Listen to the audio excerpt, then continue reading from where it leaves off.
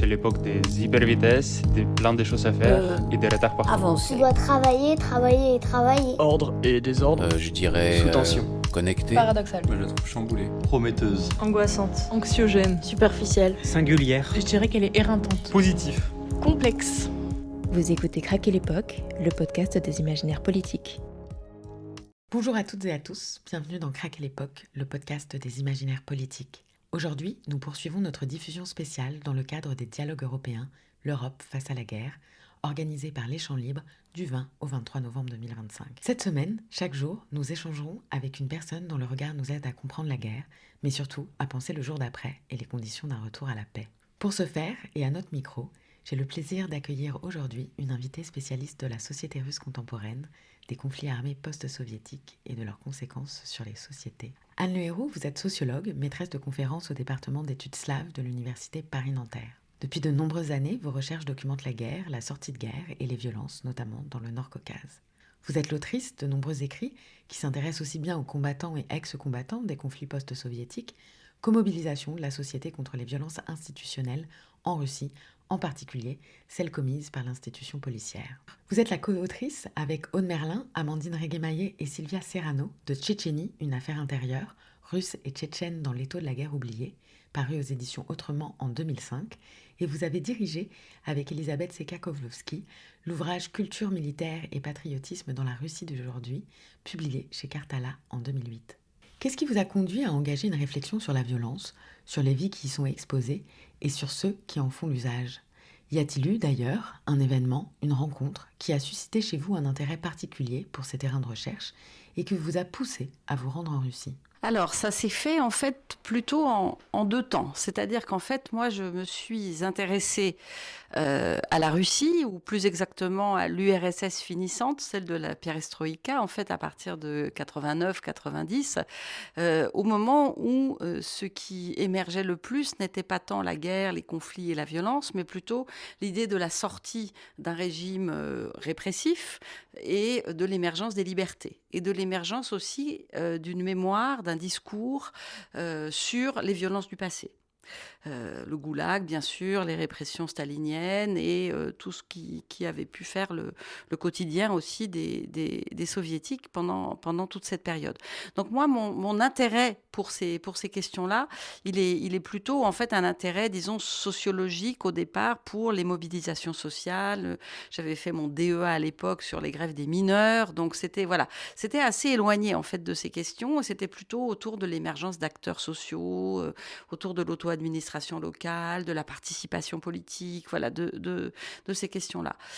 Alors, par ailleurs, j'avais plutôt du point de vue d'engagement, disons, personnel, une réflexion depuis longtemps et des engagements sur les questions de la guerre, mais qui étaient un peu dissociés, on va dire, de mon travail de terrain, parce que aussi, je pense que, en tout cas à l'époque, j'avais du mal à envisager justement d'essayer de concilier les deux ou d'articuler une réflexion engagée et un travail scientifique. Et je pense qu'on m'avait aussi un peu prévenu contre ces risques.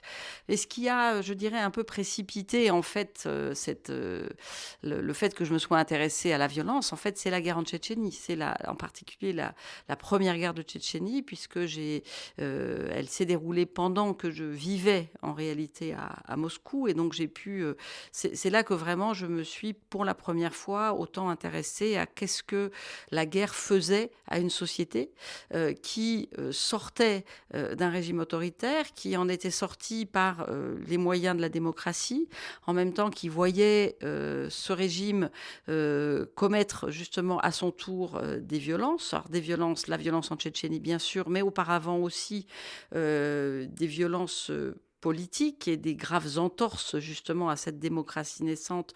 Je pense en particulier à la grave crise politique d'octobre 93 en Russie. Et donc tout ça, effectivement, je dirais allié aussi aux questions autour du crime, de la criminalité, de ce sentiment parfois d'effondrement social aussi que connaissait la Russie des années 90, à côté en même temps d'une grande vitalité fragilité parce que des institutions démocratiques se créaient. Donc il y avait énormément de contradictions en fait dans ces années 90.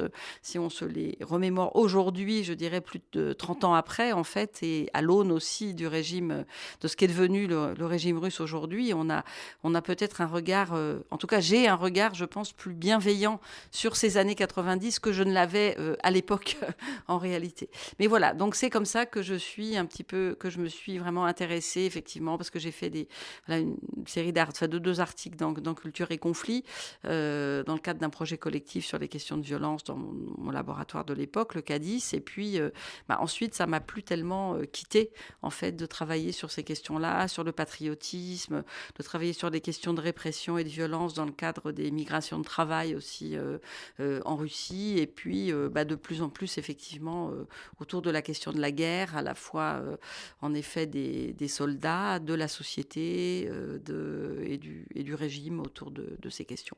Au moment où vous vous engagez sur le terrain en Russie, y avait-il d'ailleurs beaucoup de chercheurs et chercheuses, français ou autres, ainsi que des journalistes qui circulaient dans la région ? Oui, il y en avait énormément, en fait. Et c'est vrai que j'appartiens, même si j'ai commencé ce travail un peu plus tard que d'autres collègues qui sont du coup plus jeunes que moi, je pense qu'on appartient collectivement à une génération un peu bénie du point de vue de l'accès au terrain en particulier.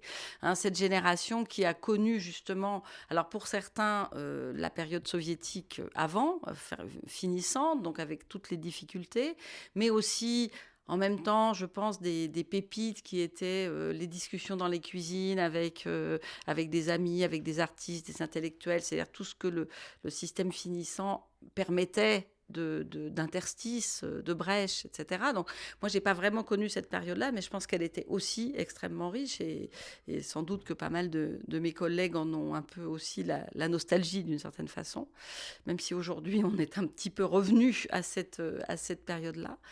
Mais ensuite, il y a eu effectivement cette ouverture formidable qui même parfois était presque, qui était absolument énorme en fait. On pouvait, je le relatais encore il y a peu, mais je pensais au fait que j'avais pu, comme ça, presque d'un claquement de doigts, en demandant à des collègues, aller visiter du jour au lendemain en Sibérie une prison, m'entretenir avec les responsables de l'administration pénitentiaire, des prisonniers, aller voir leur salle de spectacle, les serres où ils cultivaient des concombres. Enfin, tout ça paraît complètement surréaliste quand on connaît la difficulté de l'accès aux établissements pénitentiaires, y compris en France. Et imaginez effectivement un sociologue russe comme ça, en dehors de toute mission, bien sûr, de coopération judiciaire dûment encadrée par les autorités, etc., qui, comme ça, grâce à un contact, en fait, vous disait, oui, tiens, moi, j'ai envie d'aller voir une prison.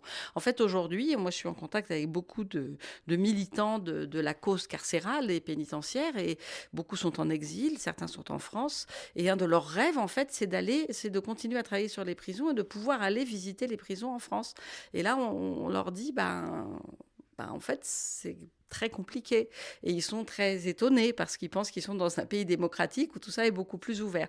Donc, c'est pas le moindre des paradoxes qu'on a vécu à cette période-là. C'était pas difficile d'avoir un peu du jour au lendemain un entretien avec un gouverneur. Voilà. Donc, cet accès au terrain, pour nous qui faisions nos thèses, c'était y compris avec des militaires, y compris avec des policiers. Ça a été quand même un peu un âge d'or, je dirais, pour les sociologues et les politistes, les anthropologues. Et c'est vrai que quand aujourd'hui on relate ça à des étudiants qui se demandent comment un jour ils pourront aller faire du terrain et qui sont souvent, je dirais, un peu prisonniers des sources secondaires, en fait, c'est difficile. C'est vrai que c'est une très grosse régression aussi sur ce plan-là. Cela fait plus de 20 ans que vous observez et décrivez l'espace post-soviétique et ses transformations. Quel regard portez-vous sur notre époque ? Comment la décririez-vous ?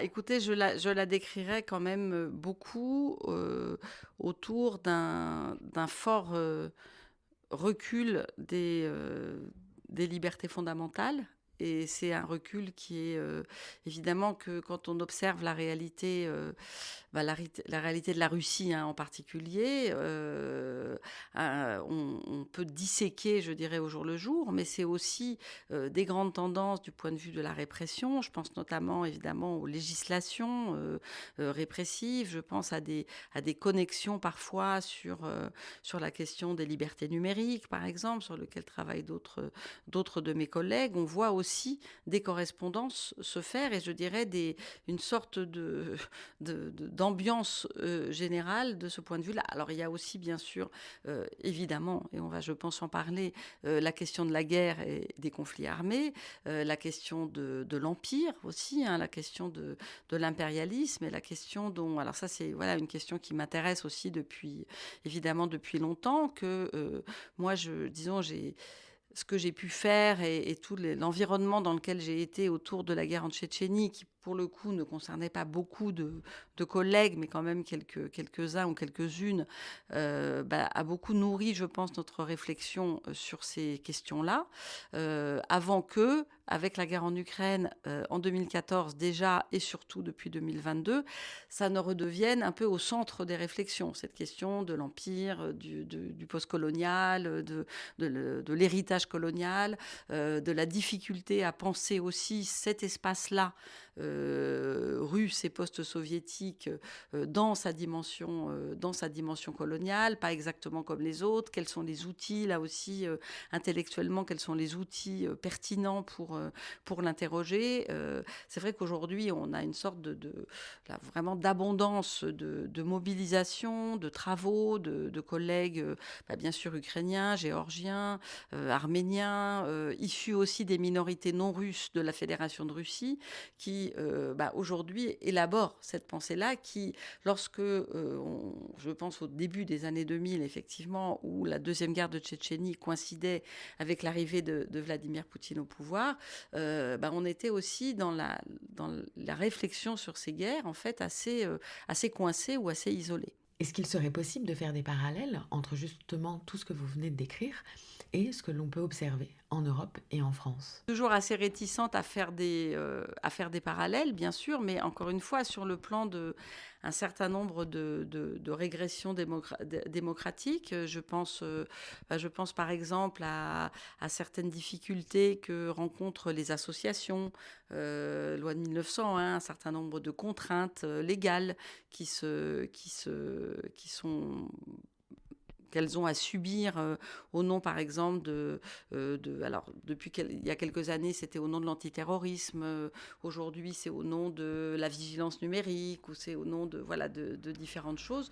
On observe effectivement, il me semble, ces contraintes-là. La Russie a été l'instigatrice de plusieurs guerres dans l'espace post-soviétique, parfois en justifiant ses interventions par un jeu d'accusations et de légitimation destiné à délégitimer précisément l'adversaire et à manipuler les opinions publiques, comme par exemple en 1999 en Tchétchénie, où le gouvernement russe parle d'opération contre-terroriste, ou encore dans le cas de l'Ukraine, où il parle d'opération spéciale.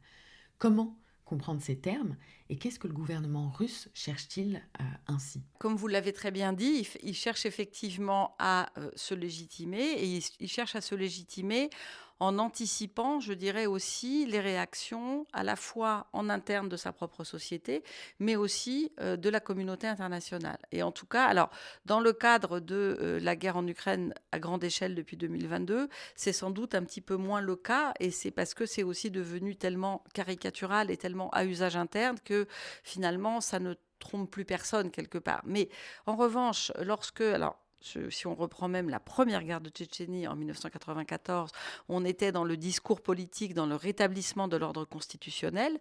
On voit bien là à quel point il s'agissait justement de légitimer l'ordre démocratique de la Russie issue de l'Union soviétique en 1991, soutenu à l'époque par tous les pays occidentaux, bien sûr. Et il s'agissait donc d'éviter que ce fameux effet domino où la Russie aurait pu connaître le sort des républiques de l'URSS et donc elle aussi se disloqués d'une certaine façon. Mais donc, il ne s'agissait pas on ne parlait pas à l'époque de terrorisme. Mais il y avait donc une sorte c'était une manière disons, une opération pour, en quelque sorte, rendre présentable cette opération. Et moi, je dirais, dès cette époque-là, et encore plus après 1999, je n'ai jamais manqué, évidemment, une occasion, et encore aujourd'hui d'ailleurs, de rappeler comment le gouvernement français avait appelé la guerre d'Algérie. Parce que c'est évidemment... Et d'ailleurs, ça m'a été retoqué plusieurs fois par des Russes, à qui j'ai dit, mais tout à fait, vous avez parfaitement raison. En effet, le gouvernement, il a fallu attendre finalement quasiment 2000, je crois, et le gouvernement Jospin, pour que l'on reconnaisse que la guerre d'Algérie était une guerre, alors que tout le monde le savait depuis longtemps, sans parler des massacres du 17 octobre 61, etc. Et donc, pour moi, c'est extrêmement important de faire toujours ces parallèles-là. Et d'ailleurs, c'est aussi parfois des parallèles que peuvent faire des Russes de l'opposition ou des défenseurs des droits humains qui connaissent un petit peu l'histoire de France ou d'autres histoires, disons, similaires et qui, bien sûr, ont toujours le souci de désexceptionnaliser le cas russe. Alors, il faut bien sûr toujours comprendre les aspects spécifiques, mais aussi être capable de reconnaître justement toutes ces questions finalement transversales et globales. Par exemple, l'antiterrorisme, bien évidemment. C'est vrai que là, j'ai un petit peu travaillé là-dessus à certains moments. On voit bien comment est-ce que entre 99 et largement le milieu des années 2000, la Russie est finalement se saisit, je dirais, en forme d'effet d'aubaine, de la guerre contre le terrorisme au niveau international. Le premier coup de fil à Bush le jour du 11 septembre, c'est Vladimir Poutine qui lui dit vous voyez bien que nous aussi, on était en guerre depuis 2 ans. Vous n'avez pas voulu nous écouter. Vous nous avez accusés de commettre ceci ou cela. Mais en fait, maintenant, finalement, nous sommes bien tous ensemble. Et il y a eu toute une période dans laquelle la Russie était véritablement embarquée, je dirais, dans cette fameuse guerre contre la terreur, y compris sur les instances de lutte contre le blanchiment d'argent en provenance du terrorisme, où il y avait beaucoup de coopération internationale en fait sur ces aspects-là, ce qui permettait à la Russie d'échapper, en tout cas en partie, à des critiques sur ses agissements en matière de droits humains. En quelque sorte, elle s'achetait une bonne conduite en étant dans la tendance générale. Et alors justement, cette bonne conduite que la Russie s'achète, est-ce qu'elle est surtout à l'égard des pays étrangers ou est-ce qu'il y a une effectivité de ces discours d'État ? En ce sens que je me demande en fait comment les populations russes et tchétchènes ont compris les 2 guerres en Tchétchénie et quel sens elles ont donné à ces guerres. C'est une excellente question à laquelle il n'est pas facile de répondre. Il est plus facile de répondre sur la première parce qu'elle a duré...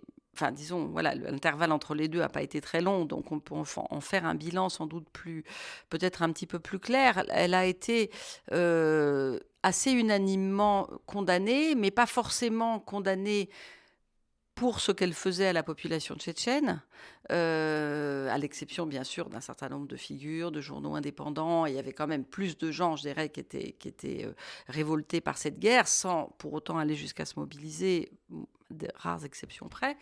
Mais c'était aussi, et peut-être surtout, une mobilisation contre ce que cette guerre révélait de la situation dans laquelle était plongée la Russie, de la déliquescence de son armée, de l'incurie de son pouvoir, de la honte que éprouvait la société russe face au président Yeltsin, qui sentait de moins en moins capable de gouverner, qui en fait entraînait son pays dans une aventure dont on ne comprenait pas le sens, et avec un prix à payer très fort pour des soldats qui venaient pour beaucoup du contingent. Et là, il y avait effectivement une vraie révolte par rapport à ça, notamment des mères de soldats qui se sont effectivement beaucoup mobilisés, parfois même d'ailleurs avec l'approbation, en tout cas l'autorisation implicite de certains militaires de carrière qui trouvaient eux aussi que ça n'avait absolument aucun sens d'envoyer des conscrits sans quasiment aucune formation comme de la chair à canon. Et du coup, qui ont effectivement tiré, qui ont pu se faire connaître, rencontrer un certain nombre de succès.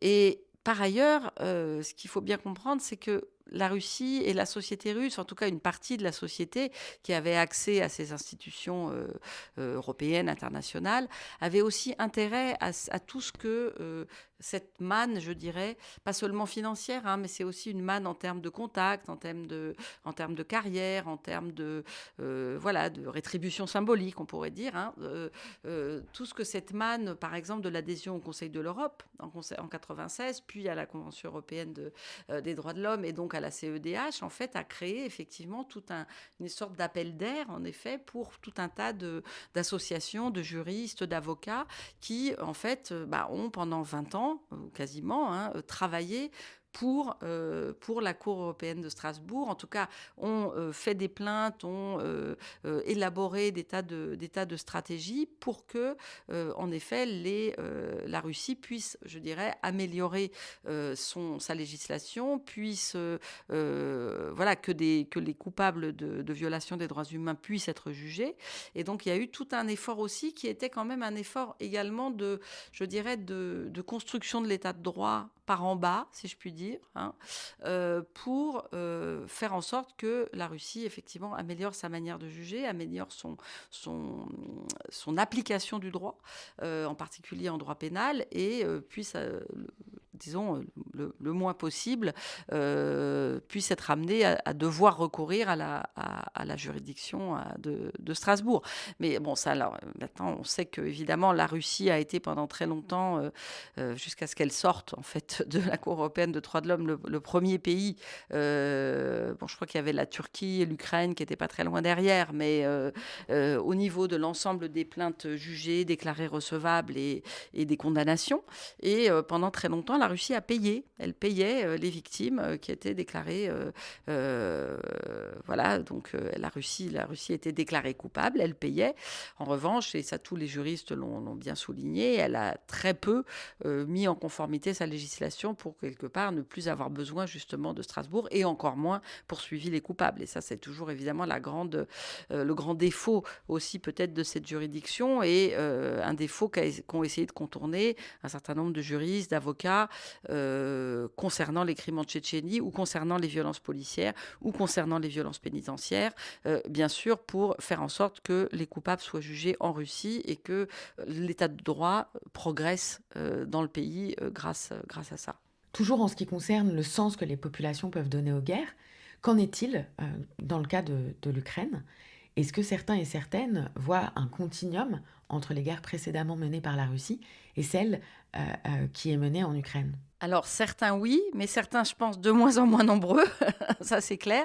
Déjà, de toute façon, la deuxième guerre de Tchétchénie, à partir du moment où elle a coïncidé avec l'arrivée au pouvoir de Vladimir Poutine, avec le fait que elle a été nommée opération antiterroriste, et même antiterroriste internationale. Donc, en fait, la faute était aussi rejetée sur l'extérieur. Ça a quelque part signé aussi le point de départ de ce qu'allait devenir petit à petit la présidence et la politique de Vladimir Poutine.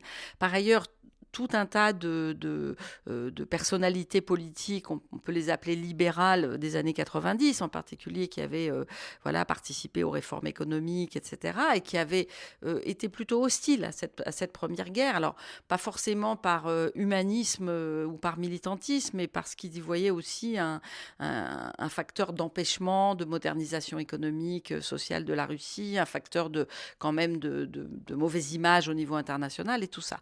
Dans cette deuxième guerre, finalement, on sent que très vite, la Russie, d'abord, se relance plutôt pas mal son économie, grâce notamment à la conjoncture pétrolière.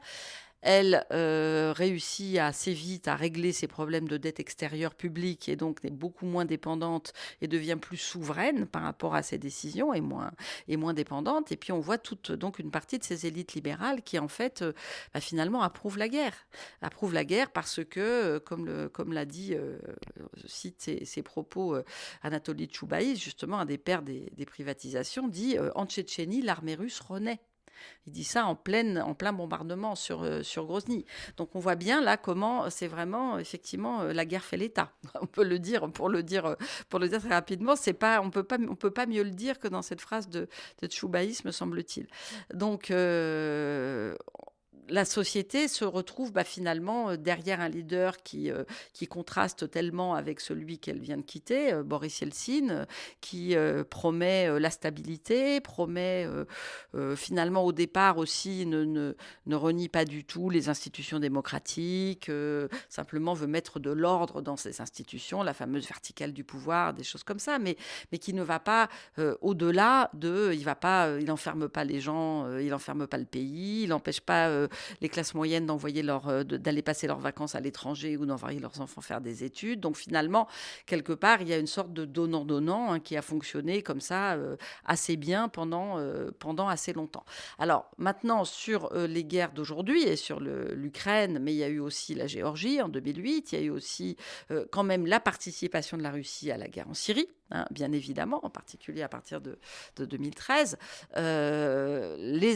Les personnes qui sont très compétentes sur ce sujet, je pense notamment à Mémorial, qui a beaucoup travaillé là-dessus, eux, clairement, parlent de chaînes de responsabilité et de chaînes d'impunité et cherchent même à identifier précisément des hauts gradés qui, effectivement, qu'on retrouve de la Tchétchénie à l'Ukraine, en passant par la Géorgie et la Syrie, de manière extrêmement claire. Donc oui, bien sûr, cette chaîne, elle existe. Cette chaîne, elle existera peut-être un jour. Ces faits existeront peut-être un jour pour une juridiction pénale internationale, je ne sais pas laquelle, mais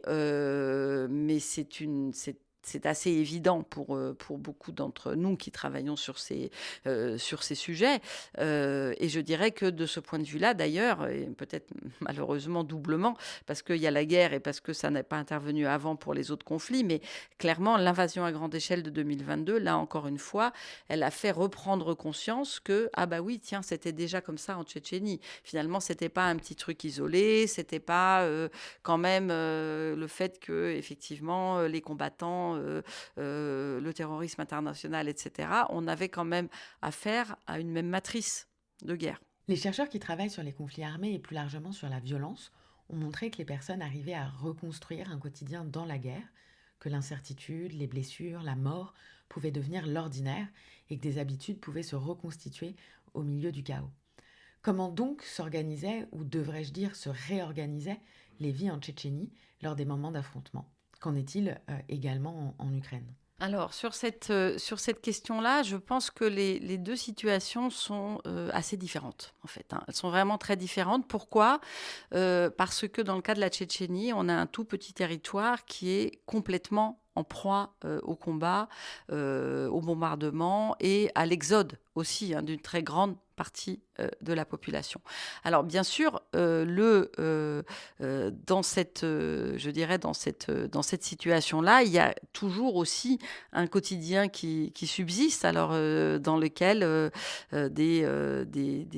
des écolières essayent de continuer à aller à l'école, même si l'école est trouée criblée de balles, dans lequel on essaye de continuer à aller faire quelques courses, même si les marchés sont bombardés, mais où quand même les hommes sont, dans leur très grande majorité, l'objet de risques d'arrestation absolument à tout moment, au motif qu'ils seraient des combattants en puissance, et où, dans le cas de la Tchétchénie, à l'automne 99, le pays se vide, en fait. À un moment, il y a quand même 250 000 réfugiés ou 300 000 réfugiés dans un tout petit territoire à côté, en Ingouchie, un petit peu au Daghestan et puis ailleurs en Russie, sur une population de 700 ou 800 000 personnes. C'est absolument gigantesque en termes de proportion, ce qui était moins le cas pendant la Première Guerre. Alors moi, je n'ai pas connu à l'époque sur place, mais où il y avait des fronts plus constitués et où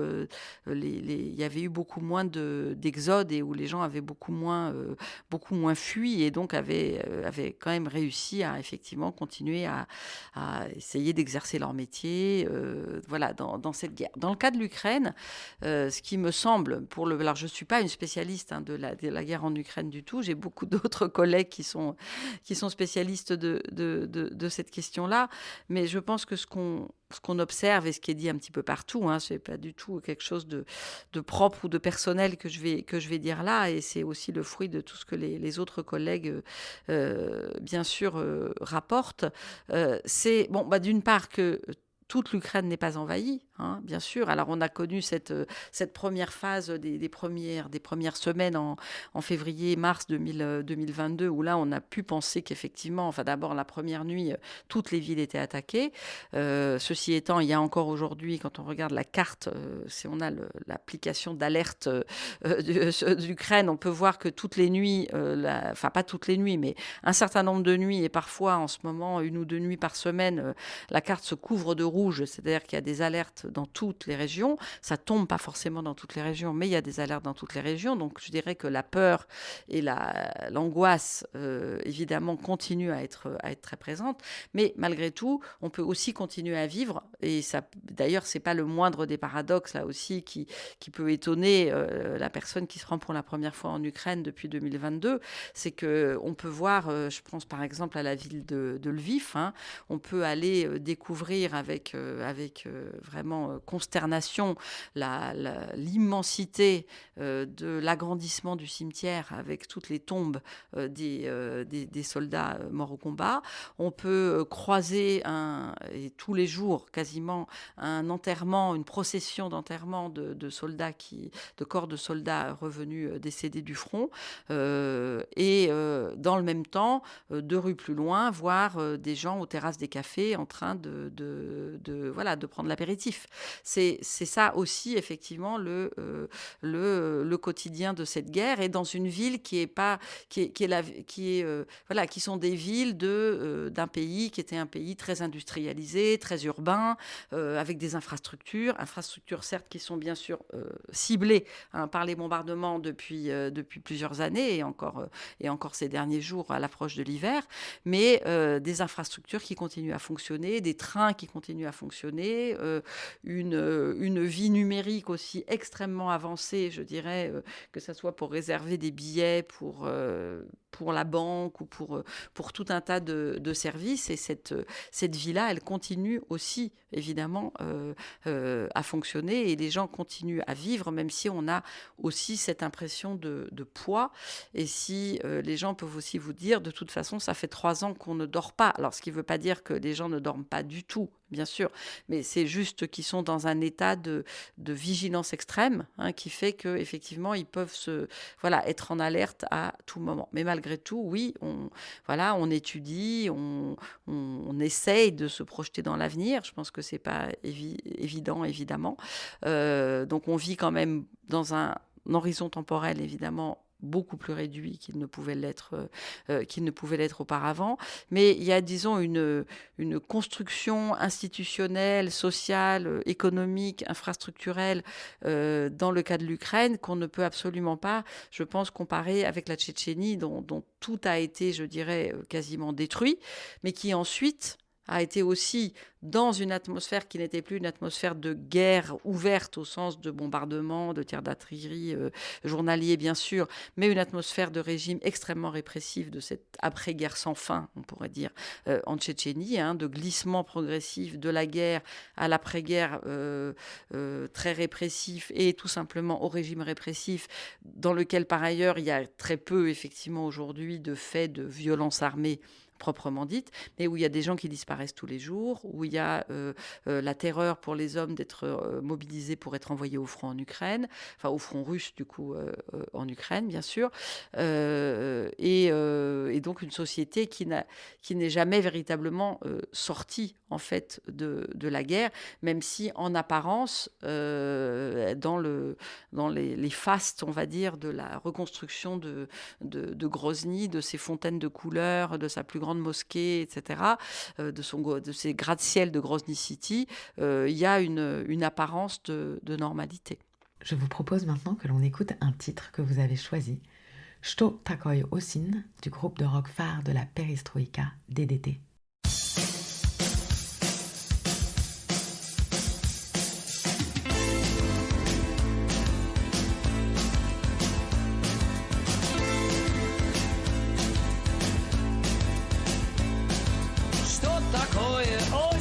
Это небо, плачущее небо под ногами. В лужах разлетаются птицы с облаками. Осень, я давно с тобою не был.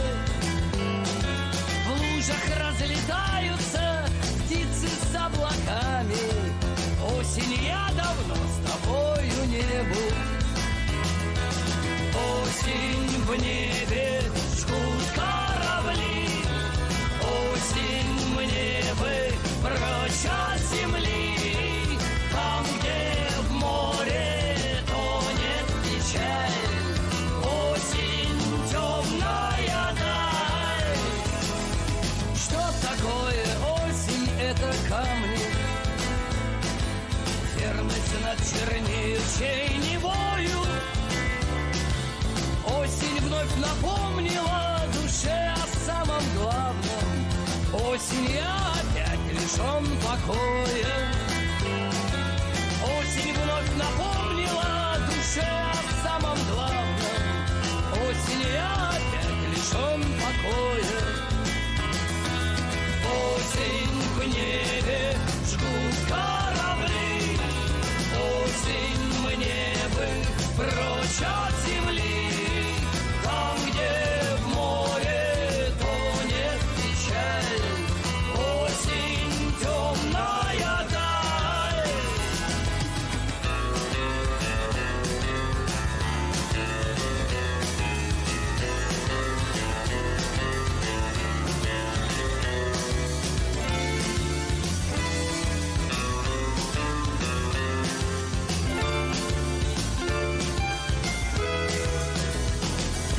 Что такое осень? Это ветер. Вновь играет рваными цепями. Осень, доползем ли, долетим ли до ответа? Что же будет с Родиной и с нами? Осень, доползем ли, долетим ли до рассвета? Осень, что же будет завтра с нами? Осень в небе, жгут корабли. Осень мне бы прочь от земли.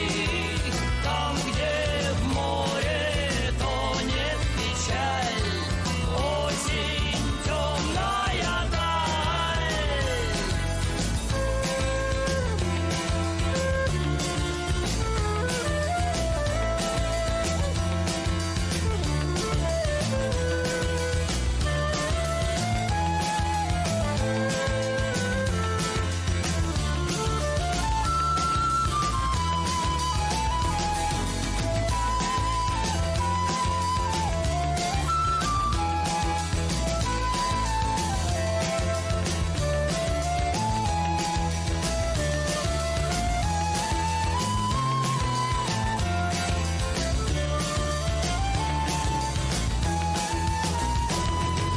Осень в небе, жгут корабли. Осень мне бы прочь от земли. Там, где в море тонет печаль.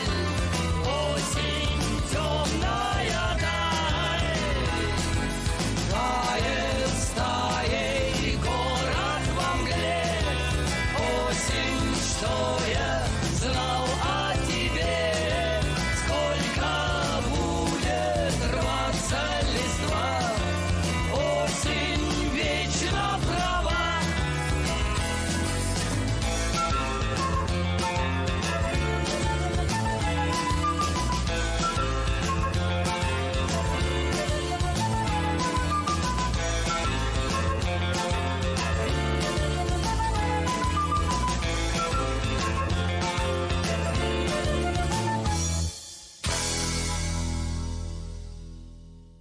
Sorti en 1991, Что такое осень, que l'on peut traduire en français par Qu'est-ce que l'automne, aborde de façon métaphorique les changements politiques, la fin d'un monde et l'incertitude du lendemain.